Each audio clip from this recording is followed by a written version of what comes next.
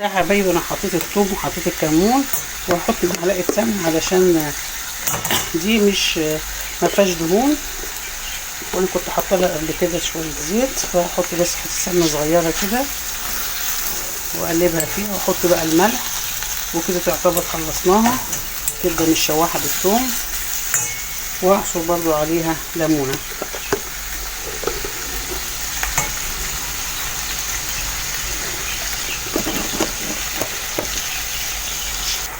وكده يا حبايبي خلصنا الكبده، احلى كبده مشوحه بالثوم والليمون والفلفل الحراق. يا رب تعجبكم الطريقه، خشوا الفيديو طبعا هتشوفوها تعجبكم.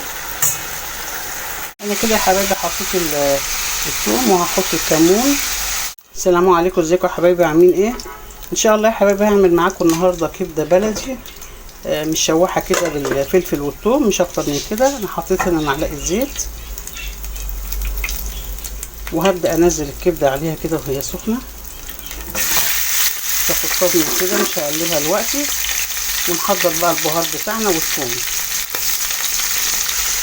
كده يا حبايبي. هبدا اقلبها، ما بنقلبهاش في الاول عشان خاطر ما تنزلش الزيت بتاعها وتبقى من جوه قلبها طري ناشف، او ما فيهوش مش طري يعني.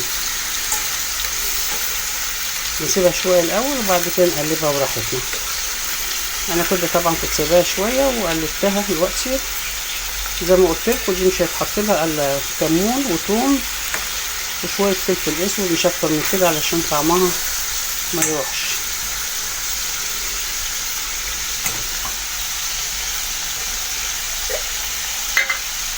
نحط بقى الثوم،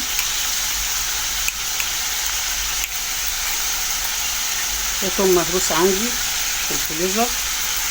مش هكتر الثوم قوي عشان الثوم برضو بيتعبني لما بيكون كتير، انما